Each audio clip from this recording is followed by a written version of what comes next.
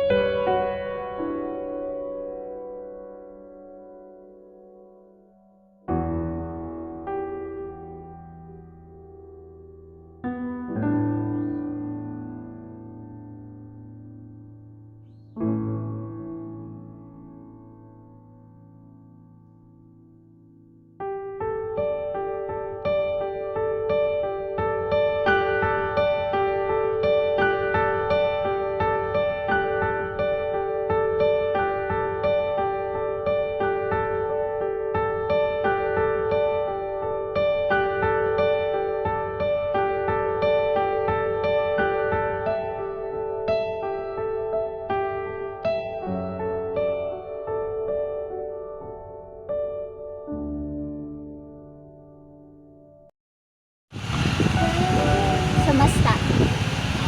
Kau tanya seperti apa kau bagiku.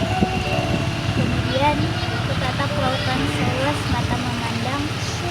Yang kudapati hanya sekumpulan air bergelombang. Lalu di seberang cakrawala muncul keindahan surga yang membuat lautan tampak biasa saja menjadi indah karena. Lalu kukatakan dengan keikhlasan bahwa diriku bagaikan lautan seluas samudra. Tampak kesepian, tak indah jika tanpa kehadiran yang menjelma cahaya senja,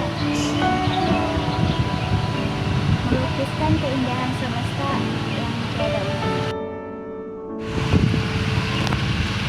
Sunyi. Tidak ada suara, tapi ini terlalu berisik. Tidak kemana-mana, tapi aku ingin lari sekuat tenaga. Tidak ada pintu, yang ada cuma jendela dan nafas yang sesekali sesak. Aku ingin pergi keluar ke laut, menyalakan suar dan ikut menjadi api di dalamnya. Tubuhku tidak sempat basah karena tangis. Angin menyapunya hingga kering sebelum kulit. Katanya, tahan dulu. Semesta menurutku terbuat dari seburan rasa syukur. Tak punya pilihan dan ketakutan di kepala. Sorai. Malam yang sunyi dan dingin itu membangkitkan rasa yang merasuk sekali. Kau pun datang mencipta hangat yang membuatku menjadi cantik. Lihat, hati mana yang tak akan jatuh. Kau dan aku saling membasuh hati yang pernah pilu. Layaknya langit dan laut yang akan saling hingga pada akhirnya mencipta awan hujan pun. Lihat, kini cinta mana yang tak menjadi. Mungkin kita pada akhirnya tak jadi. Namun sorak-sorai pernah berkata,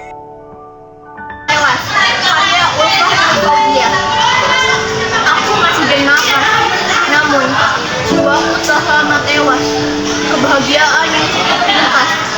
Semua harapan terpaksa kuhempas. Menjerit setiap malam, tangan yang bengkak dan lega, lisan yang terpaksa bungkam. Dihantui peristiwa tahun silam, entah sampai kapan.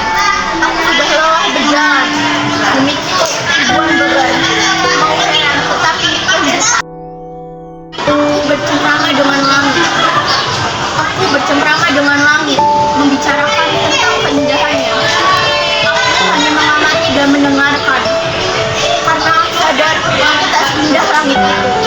Namun, aku membalasnya dengan membicarakan tentang indahnya. Aku sempat menunjukkan senyummu. Kupikir langit terbungkam dan tersipu malu, sebab saat aku menunjukkan senyum, langit yang indah berwarna oranye kemerahan seketika merubah warnanya menjadi abu kehitaman. Sejak saat itu, aku percaya mungkin langit pun mengakui tentang keindahanmu, sebab barangkali memang Tuhan menciptakan dari sebuah kepingan yang lebih indah dari langit. Akan tetap abadi, karya Ahmad Hatta. Di antara sekian luasnya bumi ini, Tuhan menjatuhkan rasaku. Ada rapat pintu hatimu. Ketahuilah, kita begitu sempurna dalam ketidaksamaan rasa. Dan sebelum kata pergi menjadi diksi yang harus kau cari, perlu kau ketahui bahwa namamu abadi. Tersematkan di balik puisi akan selalu menjadi makna dari prosa yang kucipta. Pergi dan peluklah erat semestamu, dialah langit yang memelukku. Judul puisi Sajak Tafsir, karya Supardi Djoko Damono. Kau bilang aku burung, jangan sekali-sekali berkhianat kepada sungai, ladang, dan batu. Aku selembar daun terakhir yang mencoba bertahan di ranting yang membenci angin. Aku tidak suka membayangkan keindahan kelebat diriku yang memimpinkan tanah, tidak mempercayai janji api yang akan menerjemahkanku ke dalam bahasa abu. Tolong tafsirkan aku sebagai daun terakhir, agar suara angin yang meninabobokan judul diksi keabadian. Jika aku karang, aku bahagia bersama ombak. Meski akhirnya aku tiada, aku hancur bukan berpindah. Jika aku mendung, aku bahagia bersama matahari. Meski akhirnya aku tiada, aku hancur bukan berpindah. Jika aku rumput, aku bahagia bersama tanah. Meski akhirnya aku tiada. Judul puisi Dukamu Abadi. Dukamu adalah dukaku, air matamu adalah air mataku. Kesedihanmu, abadimu, membuatmu bahagiamu sirna. Hingga ke akhir tirai hidupmu, dukamu tetap abadi. Bagaimana bisa aku terokai perjalanan hidup ini, berbekalan sejuta dukamu. Mengiringi setiap langkahku, menguji semangat jikuku, karena dukamu adalah dukaku, abadi dalam duniaku. Namun dia datang, meruntuhkan segala penjara rasa, membebaskan aku dari derita ini. Dukamu menjadi sejarah silam, dasarnya ku jadikan asas, membangunkanku semangat baru. Biar dukamu itu adalah dukaku, tindakanku biarkan ia menjadi perlunasku. Pada akhirnya kita akan mengerti. Mereka yang melihat keindahan jiwa akan memperlakukan sebagai rumah. Adapun mereka yang melihat keindahan penampilan akan selalu perlahan berbalik arah. Sudah tak? Suro Cakrawala, sang keindahan usai, saatnya terbenam. Menghilangkan jauh dari pandangan, menyulitkan pertemuan singkat. Tersirat rindu dan bayang, senja kini tenggelam oleh hujan. Gelap tergantikan oleh bulan, kisah di penghujung cakrawala. Jingga terbentang di atas cakrawala, jatuh di pelupuk mata, keindahan mengasihkan makna.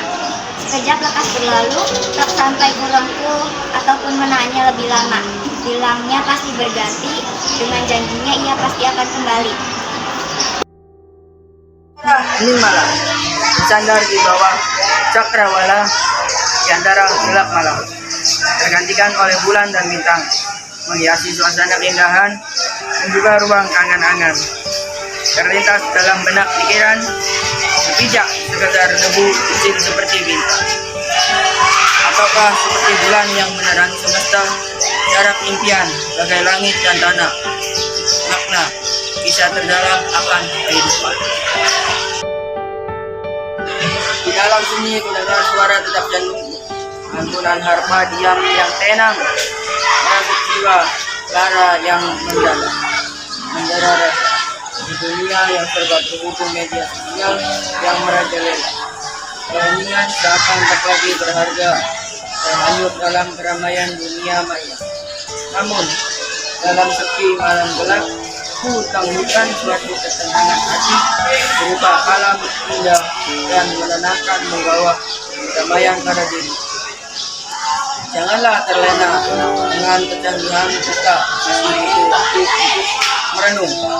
Dalam sunyi, kita dapat merasakan bahwa ketenangan jiwa adalah secari. Pada suatu hari nanti, jasadku tak akan ada lagi. Tapi dalam bait-bait sajak ini, kau tak akan kurelakan sendiri. Pada suatu hari nanti, suaraku tak terdengar lagi. Tapi di antara lari-lari sajak ini, kau akan tetap secara saksi pada suatu hari nanti. Impianku pun tak dikenal lagi. Namun setelah huruf sajak ini, kau tak akan lebih tentu yang terjadi.